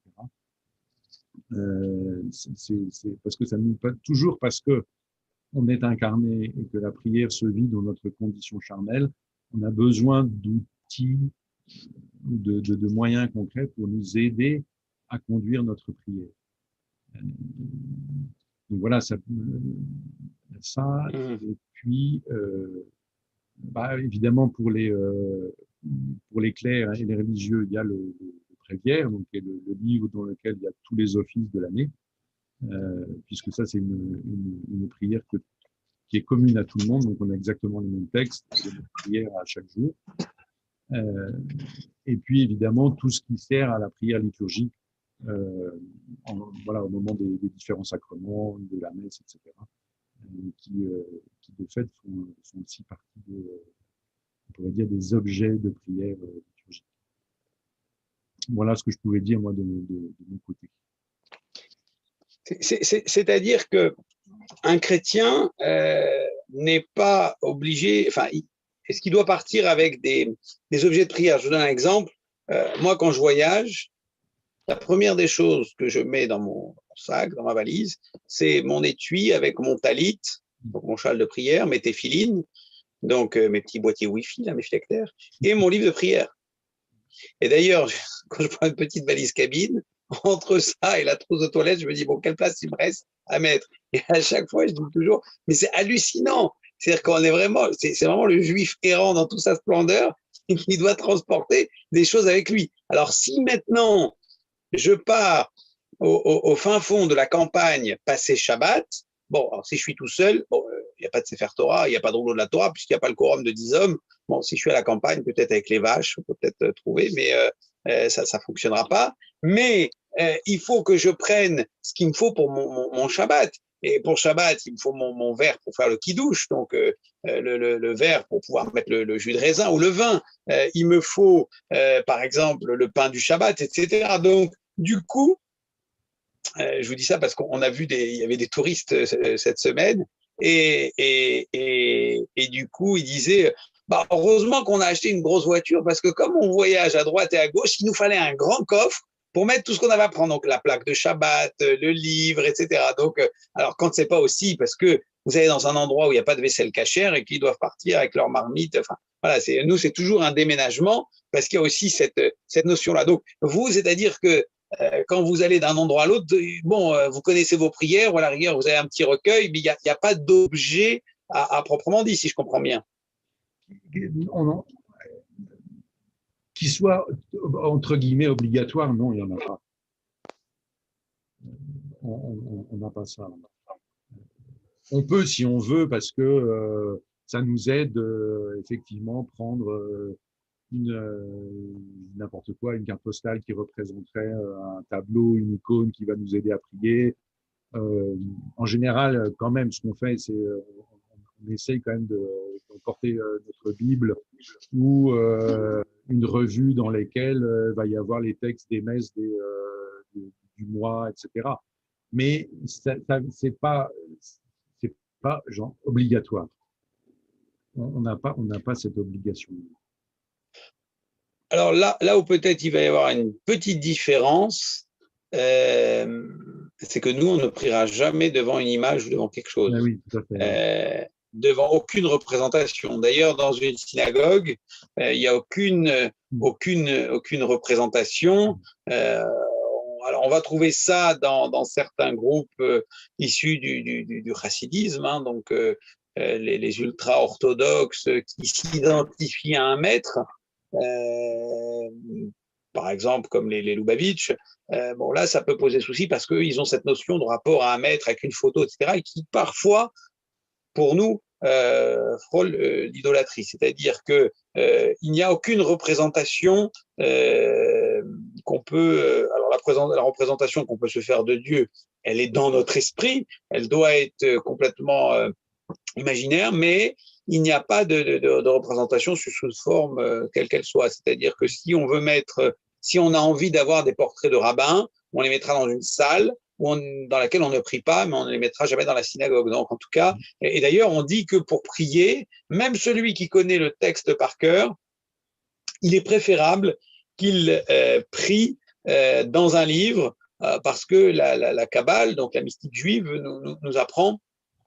nous enseigne que les lettres ont un sens caché, ont une valeur particulière qui fait que ça aide à la concentration, puisqu'en fait, quand on prie, on doit avoir de la kavana, c'est-à-dire avoir une intention particulière. Donc, c'est plus sur la concentration à travers de ce qu'on va lire, des lettres qui ont une valeur avec une symbolique, le sens de ce que je dis, le cœur aussi, parce qu'il y a effectivement, comme tu disais tout à l'heure, le corps qui s'engage, hein, quand il y a ce balancement. Alors, on se pose la question du balancement. Oui. Qu'est-ce que c'est ces juifs qui se balancent comme ça? Bon, il faut faire attention parce qu'il y en a malheureusement qui prient un peu trop près du mur, et donc souvent ils se cognent, et ça en fait des illuminés.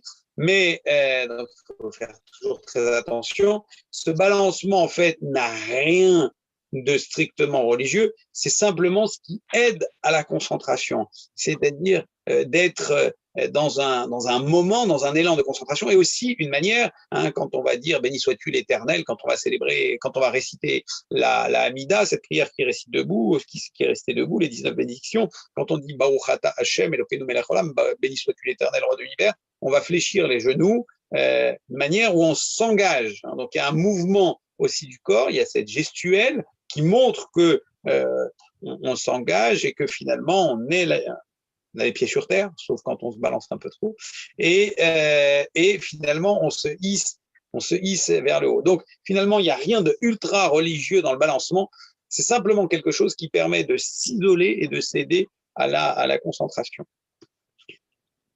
Je voyais dans les questions que Alain Poli disait, et le chapelet. Alors effectivement, on a voilà le chapelet, c'est ce petit objet là avec des grains en bois, etc., qui sont, alors c'est une prière particulière, le chapelet, c'est la récitation de prière à la Vierge Marie, entrecoupée de récitation du Notre Père, puis il y a aussi le credo qu'on dit au début. Mais là encore, il n'y a rien d'obligatoire. D'abord, le chapelet n'est pas en soi obligatoire, et le chapelet est juste là pour nous aider à pas nous perdre dans notre prière, pour savoir où on en est. Mais proprement parlé, il n'est pas, voilà, il n'est pas obligatoire. Moi, des fois, quand j'ai oublié de le prendre, bah, je compte sur mon doigt ou voilà. Donc on n'a pas. Mais effectivement, ça c'est effectivement c'est un des objets de prière. Pour nous, pour ceux qui récitent le chapelet, ça c'est sûr que c'est très utile. Bien. Alors maintenant, peut-être on peut essayer tous les deux de répondre à une dernière question. Qu'avons-nous en commun? Bon, on a déjà dit pas mal de choses. Alors, moi, ce que j'ai trouvé que nous avions en commun pour avoir participé à quelques messes, mais bien évidemment, tu compléteras. J'ai vu les psaumes de David, qu'on retrouve dans la 3e partie de la Bible, dans les hagiographes, dans les écrits saints. Donc, j'ai remarqué que vous lisez pas mal de psaumes de David. Il y a aussi dans la liturgie, je crois, la lecture des passages du Pentateuque, donc de la Torah. Donc finalement, on se retrouve, vous voyez, sur la première partie de la Bible, sur la 3e partie de la Bible. Alors après, est-ce que dans la liturgie, vous avez aussi des textes des prophètes qui correspondent pour nous à la deuxième partie de la Bible? Oui. On lit en les fait Névim, dans les Névim aussi. Oui. Alors ça veut dire que c'est assez intéressant. Ça veut dire que finalement, nous, on utilise effectivement ces 3 parties dans la construction de la prière, c'est-à-dire la Torah, les Névim, les Ketuvim. Donc la Torah, le Pentateuque, les Névim, les textes des prophètes, les Ketuvim, les écrits saints, les hagiographes. Et puis, donc, on se retrouve effectivement là-dessus. Et puis, il y a le Notre Père. Alors, on avait fait à l'époque, en 2017-2018, toute une série entre septembre et le mois de juin avec mon cher ami l'abbé Jean-Laurent Martin. On avait travaillé, je crois qu'on avait fait de la dichotomie même sur le Notre Père. C'était passionnant. J'ai repris d'ailleurs la feuille qu'on avait fait où chaque séance, on avait expliqué chaque phrase. C'était passionnant parce que pour moi, c'était surtout une découverte. Et ce qui est assez rigolo, et je vais vous raconter une anecdote. Un jour, donc peu après ces séances, j'ai croisé quelqu'un et j'ai dit Notre Père qui es aux cieux. Donc c'était l'heure on devait faire la prière de Mincha, donc après l'après-midi. Et donc moi je mets les mains comme ça, je dis Notre Père qui es aux cieux. Il me dit mais ça va pas, mais qu'est-ce que tu fais? Mais t'es complètement fou. Et puis là il me dit mais écoute, je crois que tu traînes un peu trop avec les chrétiens. Là, tu étais en train de virer de bord. Et puis, alors, bien évidemment, j'avais fait exprès. Et je dis, mais qu'est-ce qui te dérange? Il me dit, attends, tu te rends compte, Notre Père qui est aux cieux. Et je lui dis, mais dis-moi, tu le dis jamais, toi, dans ta prière? Il me dit, mais jamais de la vie. Ah, je dis, ça prouve que tu comprends pas ce que tu dis. Quand tu dis Avinu Sheba Shamayim, qu'est-ce que ça veut dire? Avinu, ça vient de Av, c'est-à-dire Avinu, notre Père, Sheba Shamayim, qui est aux cieux. Donc, qui est aux cieux. Donc, finalement, c'est notre Père qui est aux cieux, où il y a la notion de concept de paternité du Père, etc. On l'a aussi, nous, dans nos textes, parce qu'on dit souvent Avinu Sheba Shamayim. Mais d'ailleurs, même dans la prière pour l'État d'Israël, on commence par Avinu Sheba Shamayim, Sur Israël, Vegoalo, rocher d'Israël. Enfin, donc, c'est quand même assez rigolo de voir le lien vraiment commun. Et puis alors, quand on découpe tout le Notre Père, on y retrouve la notion du Kaddish, cette prière qu'on doit dire quand il y a 10 hommes, qui est un acte de glorification du nom divin, Idgadal, Vedkadash, Shemeraba, qui est extrêmement important. On voit aussi la notion de la Hamida, cette prière qui est la colonne vertébrale de nos 3 prières quotidiennes, cette prière qui se dit debout, les 19 bénédictions qui se disent debout. On retrouve aussi la notion du schéma Israël, qui est récité matin et soir. Écoute Israël, l'Éternel est notre Dieu, l'Éternel est un. Et puis bon, le concept aussi de la beracha, donc de la bénédiction. On retrouvera le règne, la royauté, le Messie. On retrouve toutes ces, pareil, comme et pardonne-nous nos offenses, comme nous pardonnons aussi à ceux qui nous ont offensés. Mais le matin, quand on fait le matin et l'après-midi, quand le juif se frappe la poitrine comme ça, qu'il fait les supplications, que l'on appelle en hébreu les tachanunim, la confession des péchés, puisque vous savez que la confession des péchés est un acte personnel qui relève de l'intime, et on ne va pas voir son rabbin pour se confesser, pour lui dire j'ai fait telle ou telle chose. On se frappe la poitrine dans le cadre de la prière, le matin et l'après-midi, les jours où on doit réciter les supplications, et on confesse ses péchés. Mais l'avantage, c'est que on dit tous le même texte, il n'y a pas de différence, et au pluriel, parce que c'est la dimension de responsabilité collective. C'est-à-dire que si j'ai pas volé ce jour-là, je saute pas le mot. Si j'ai pas menti ce jour-là, je saute pas le mot. Je vais le dire quand même, parce que je m'identifie dans une responsabilité collective qui fait que je vais prier pour celui qui ne prie peut-être pas. Et ça, c'est important. Donc finalement, dans cette prière de notre Père, on retrouve les grandes thématiques des prières juives et de ce que l'on a aussi dans le judaïsme. Donc voilà, moi, les 3 choses que j'ai identifiées. Alors, je ne rentrerai pas, parce que ça aussi, on l'avait fait quand on avait travaillé sur les racines juives de la messe. On avait expliqué tous les points communs, que ce soit, donc on l'avait fait à l'époque avec Jean-Laurent, je crois que c'était les premiers entretiens à 2 voix, si ma mémoire ne fait pas défaut, et on avait travaillé sur les racines juives de la messe. On était rentré dans les habits à l'église, dans les objets, dans le cérémonial, et c'était un peu ce qui m'avait aussi permis d'expliquer pourquoi le juif a de grandes réticences à rentrer dans une église. Donc je ne rentrerai pas là-dedans dans ce qui est en commun, parce que je ne veux pas dire qu'on va parler de choses qui fâchent, mais c'est là où on se retrouve, mais c'est aussi des moments où on se sépare. Il y a un point de rupture, parce qu'on n'est pas là non plus pour se dire que tout le monde il est beau, tout le monde il est gentil. Il faut aussi dire là où il y a des points de rupture. Je pense que c'est important dans nos entretiens, tout en bien gardant notre amitié et notre affection. Mais en tout cas, pour rester sur ce domaine de la prière, voilà moi les 3 choses. Alors je ne sais pas si tu veux compléter, Guillaume. Non, effectivement, tu as dit l'essentiel, et puis je retiendrai ce que tu avais dit en conclusion de ta première partie, en disant que la prière, j'ai noté que la prière était l'expression essentielle de la foi de Dieu pour un homme qui se reconnaît en manque. Je crois que effectivement, ça c'est un point, c'est quelque chose qu'un chrétien peut complètement dire, ça c'est certain. Après, effectivement, comme tu dis, il ne faut pas gommer nos différences.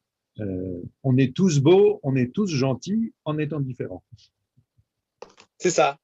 Et on se respecte avec nos différences. Exactement. Alors, oui. Non, je me disais qu'on avait peut-être quand même malgré tout le temps de quelques questions, éventuellement. Je ne sais pas si… Tout à fait. Moi, si quelqu'un veut poser une question, il suffit qu'il mette son micro. Peut-être le président a une question à nous poser? Oh non, je vais laisser la parole plutôt aux auditeurs. Je conclurai. Bien. Ou peut-être Jean-Laurent veut compléter quelque chose. Ce serait avec plaisir de t'entendre, Jean-Laurent. Remets ton micro et… Non, écoutez, franchement, moi j'étais… Non, c'était très complet. Je pense que vous avez bien vu tous les deux. Moi, j'ai rien à rajouter. J'ai suivi et écouté. Ça me semblait vraiment complet. Voilà. Merci. Merci. Merci à toi d'être là. Avec joie. Alors, est-ce que quelqu'un veut se lancer dans une question ou alors vous êtes prêt de repartir prier? J'aurais une question par rapport à la prière, à vos 3 prières quotidiennes.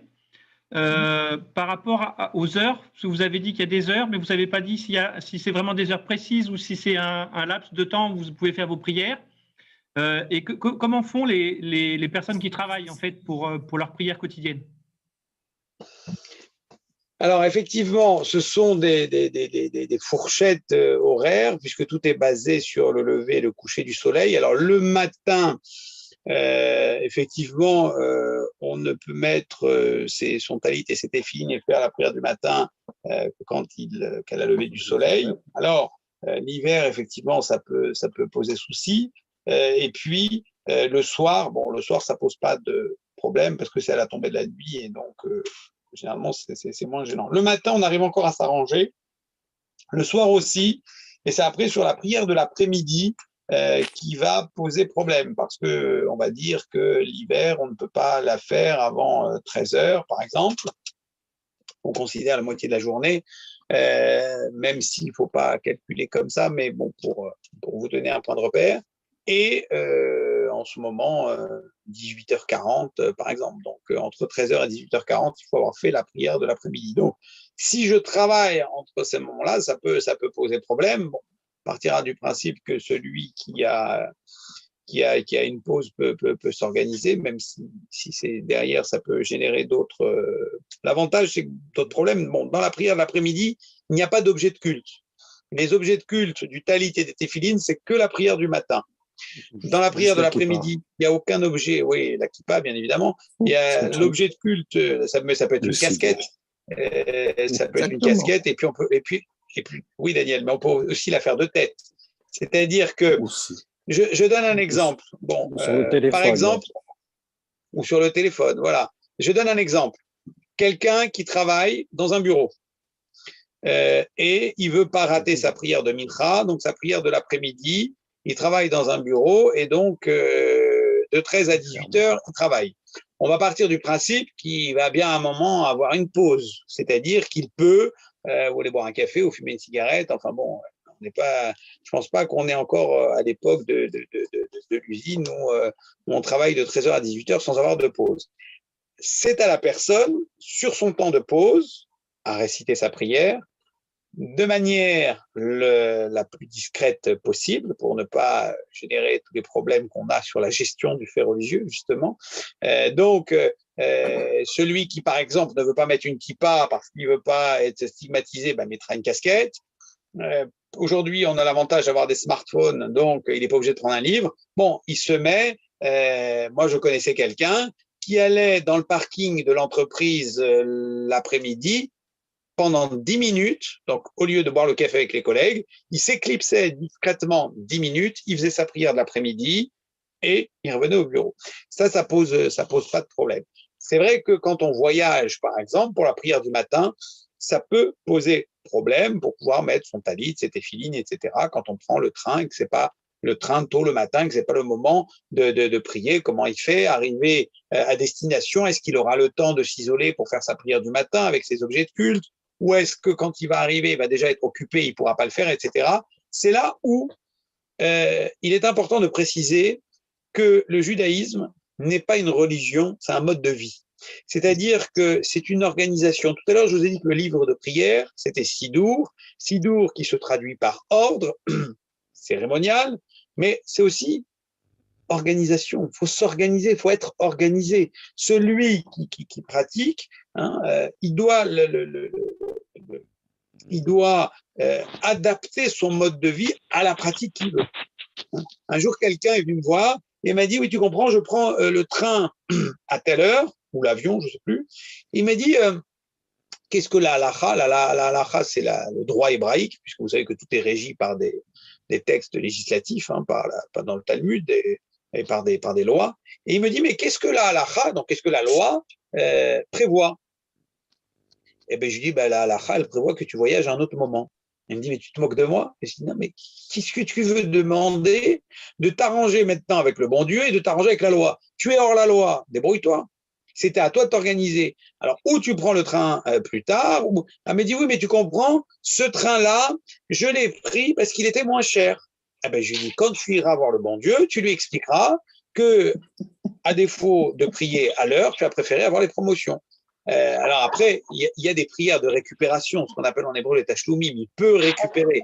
Si j'ai pas fait la prière du matin, je peux récupérer l'après-midi. Il y a des manières de faire. Mais c'est vrai que tout cela nécessite une organisation personnelle. Et comme je l'ai dit tout à l'heure, ça relève de l'intime.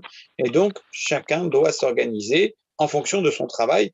D'ailleurs, il est dans le Talmud, il est posé une question de celui qui fait sa prière au travail. Est-ce que sa prière est valable ou est-ce que sa prière est faite sur un temps qu'il a volé? Le Talmud parle de cette question. Pourquoi? Parce que si tu fais ta prière sur ton temps de pause, il n'y a aucun problème. Ton temps de pause, c'est un temps de loisir, de répit qui t'a été donné par ton employeur. Si maintenant tu fais ta prière sur ton temps de travail, on va considérer que c'est du vol parce que finalement tu es payé pour un travail et tu as enlevé de ce temps pour lequel tu es rémunéré pour faire quelque chose. Et donc, toute la question, c'est de savoir est-ce que la prière, est-ce qu'elle est valable sur un temps volé. Donc, vous voyez jusqu'où ça peut aller dans la réflexion et dans l'obligation aux Juifs à se structurer personnellement, à structurer sa relation à Dieu et structurer sa vie, hein, c'est-à-dire organiser son quotidien. Voilà, j'espère que j'ai répondu à la question. Une autre question peut-être? Est-ce que quelqu'un veut poser une question? Oui. Oui? Oui, bonsoir. Bonsoir. Moi, je suis assez… Bonsoir. Je ne cherche pas à faire de la polémique ou pas, mais je suis assez frappée par l'absence des femmes dans vos histoires de prière. Elles sont là.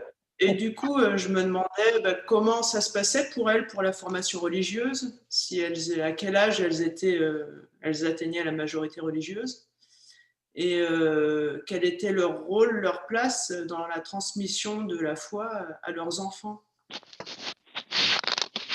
Alors, ça pourrait faire l'objet d'une autre conférence, parce que c'est pas en une minute que je veux pouvoir répondre à cette question, mais déjà vous rassurer que la femme a toute sa place dans le foyer, puisqu'on dit qu'un homme… Alors, mes chers amis prêtres, veuillez vous boucher les oreilles, s'il vous plaît, parce que je risque de vous vexer, mais la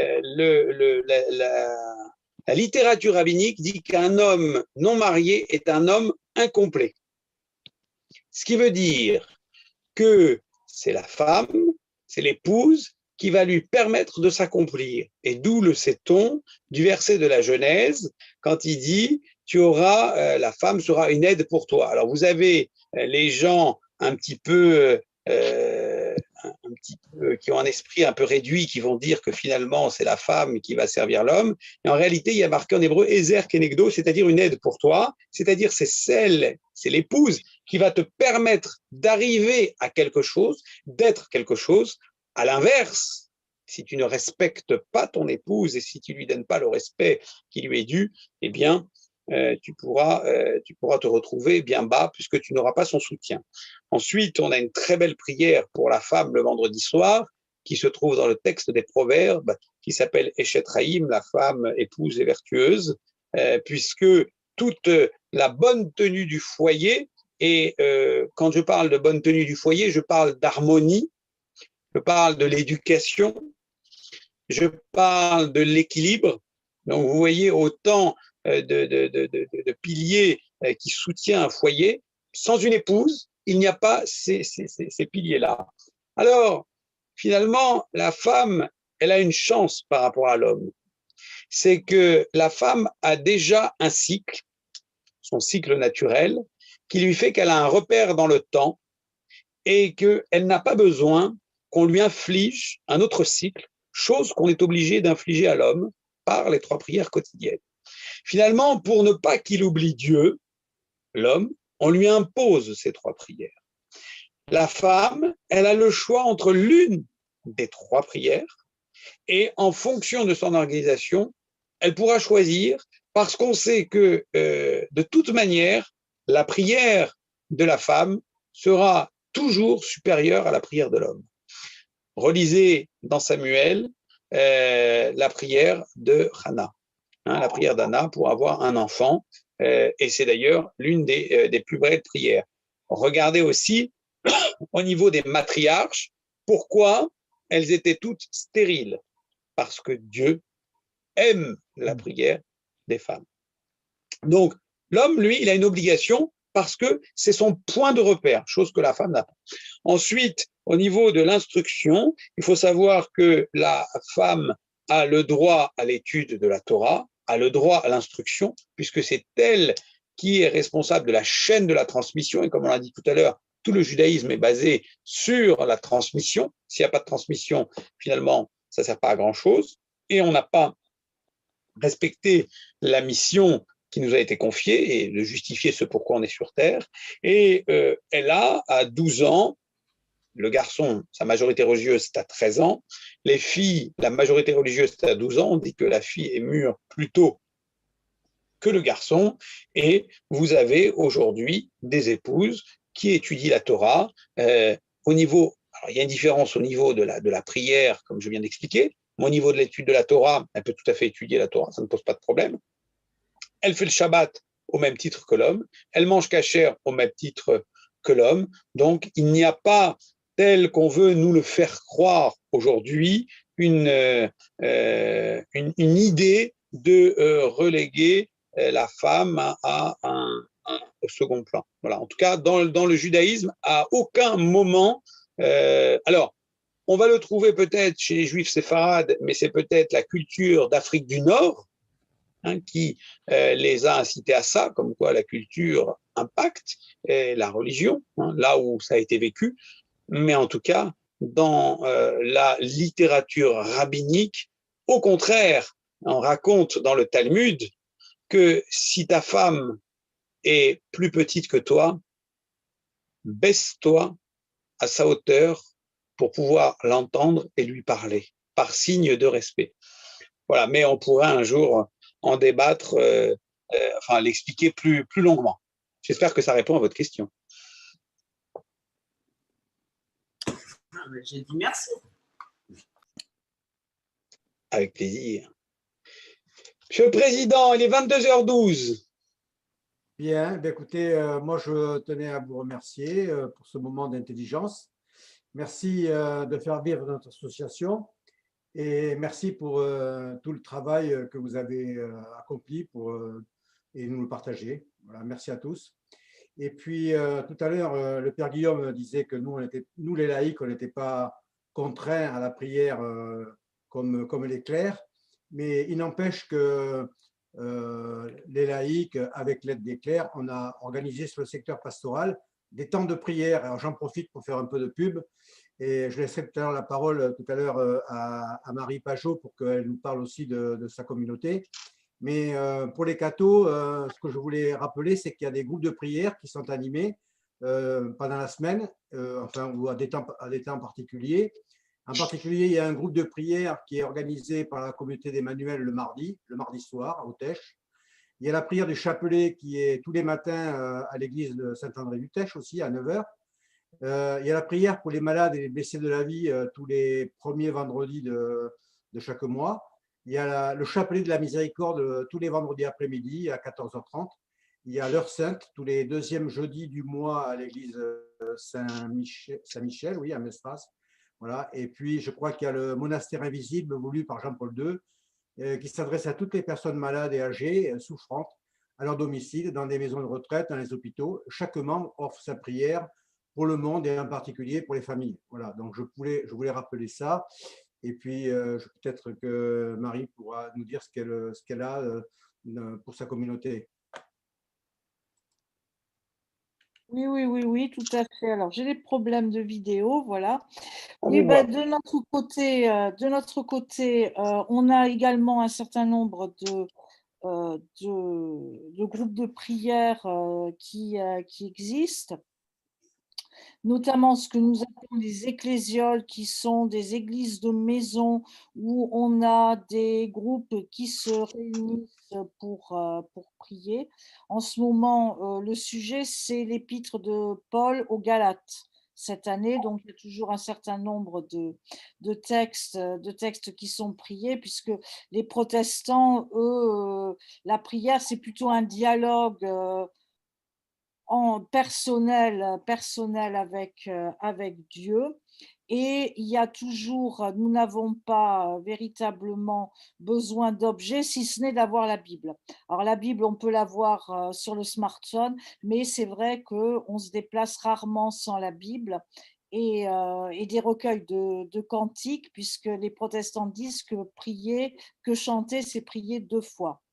Il y a une partie très, très importante là-dessus. Donc, on a un calendrier d'ecclésioles qui se réunissent le mardi et le jeudi, aussi bien Nord-Bassin que Sud-Bassin. On a 2 groupes sur le Sud-Bassin.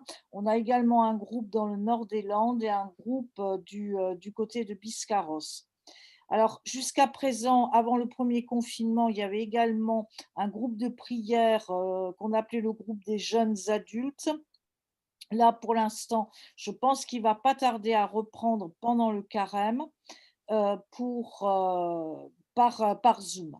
Par Zoom, donc là, ça permettra peut-être qu'on pourra diffuser plus largement l'information, parce que du coup, on ne sera plus tenu d'être six personnes, par exemple, ce qui est à l'heure actuelle.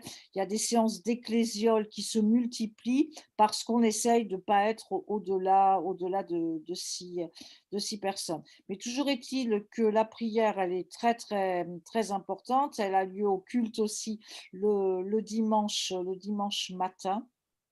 Et donc, on a une activité de prière très importante. Pour ceux que ça intéresse, il suffit d'aller sur le site internet Église protestante unie du bassin d'Arcachon et du Nord-des-Landes. Et là, vous avez tout un tas d'explications et tout un tas de rendez-vous qui sont donnés, notamment des rendez-vous par Internet. Je voudrais quand même rajouter que vendredi, c'est la journée mondiale de la prière. Je ne sais pas si certains d'entre vous s'y associent. En tout cas, les protestants vont y participer. Et cette année, ce sont des femmes d'une île du Pacifique qui ont créé le cheminement de prière. Donc là encore, ceux que ça intéresse, vous avez tous les renseignements sur le site de l'Église protestante unie du bassin d'Arcachon. Voilà. Voilà. Bon, écoutez, je vous remercie. Merci. Je vous remercie tous. Là. Et donc, avant de nous quitter, je vous rappelle que la prochaine conférence aura lieu le mardi 27 avril. En soirée. Et donc, cette conférence sera animée par Monsieur le rabbin de Bordeaux, Moshe Tayeb, et par Monseigneur Jean-Marie Levert. Et nous parlerons du rapport au dialogue judéo-chrétien dans nos traditions respectives. Voilà, je vous remercie. Si Eric veut dire si tu as un dernier mot à dire. Non, juste un merci à tous. Et puis, en écoutant Marie Pajot, une idée m'a traversé l'esprit. Quand, apparemment peut-être mi-avril, je ne sais pas, on pourra se retrouver en pleine liberté, eh bien, ce que je vous propose, c'est que, juifs, catholiques, protestants et toute autre personne, eh bien, qu'on se retrouve pour un moment de prière en commun. Voilà, donc ça pourrait être une des premières activités qu'on pourra faire.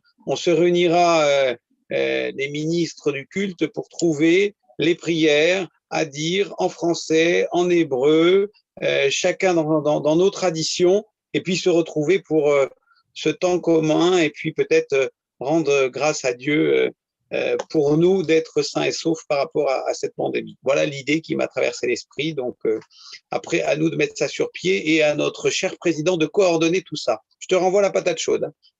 Voilà. Eh bien, écoute, on va dire bonsoir à tout le monde pour éviter que tu aies de nouvelles idées. À mettre en Celle-là œuvre. était bonne. À Celle-là mettre en est œuvre. bonne. On la soutient. On la soutient, voilà. Bien, merci à tous et bonsoir. Bonne soirée, merci beaucoup. Merci. Merci. Merci. Merci. Que Au Dieu vous revoir. bénisse.